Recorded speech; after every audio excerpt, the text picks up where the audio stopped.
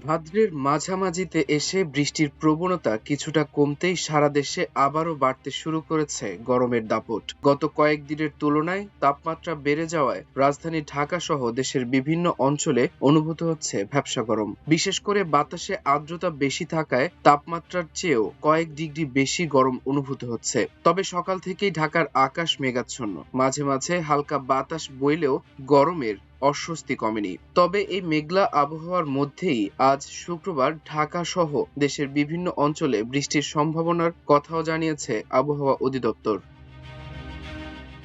আবহাওয়া অধিদপ্তরের পূর্বাভাস অনুযায়ী শুক্রবার দেশের রংপুর, রাজশাহী, ময়মনসিংহ, চট্টগ্রাম ও সিলেট বিভাগের অনেক জায়গায় বৃষ্টি হতে পারে। পাশাপাশি ঢাকা, খুলনা ও বরিশাল বিভাগের কিছু কিছু এলাকাতেও অস্থায়ীভাবে দমকা হাওয়া সহ হালকা থেকে মাঝারি ধরনের বৃষ্টি অথবা বজ্রসহ বৃষ্টির সম্ভাবনা রয়েছে।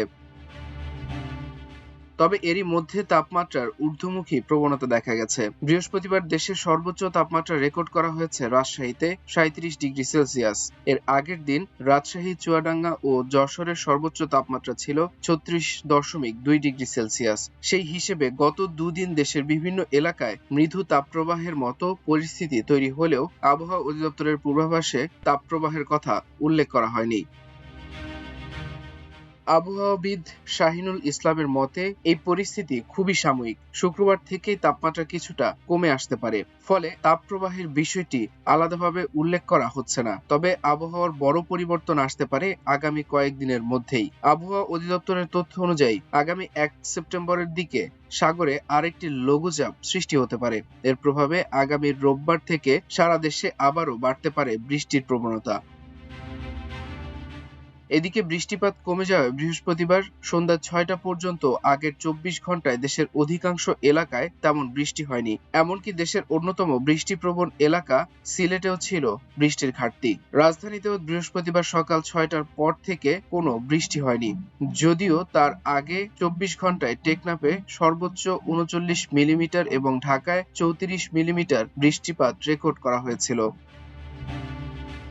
তাপপ্রবাহের সঙ্গে বাতাসে বেশি আর্দ্রতার কারণে সারা দেশে অসহনীয় ভ্যাপসা গরম অনুভূত হচ্ছে। একই সঙ্গে বিদ্যুতের লোডশেডিং বৃদ্ধিতে জনজীবন বিপর্যস্ত হয়ে পড়েছে। অসহনীয় গরমে ছটফট করছে সারা দেশের মানুষ।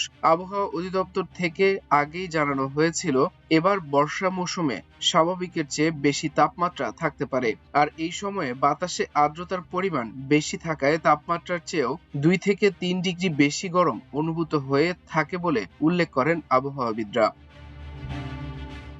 আবহাওয়া অধিদপ্তর বলছে, বর্তমানে মৌসুমী বায়ু বাংলাদেশের উপর মোটামুটি সক্রিয় রয়েছে। উত্তর বঙ্গোপসাগরে এটি মাঝারি অবস্থায় রয়েছে। মৌসুমী বায়ুর বর্ধিতাংশ রাজস্থান, পাঞ্জাব, হরিয়ানা, উত্তরপ্রদেশ, বিহার, গাঙ্গেয় পশ্চিমবঙ্গ ও বাংলাদেশের দক্ষিণাঞ্চল হয়ে আসাম পর্যন্ত বিস্তৃত রয়েছে।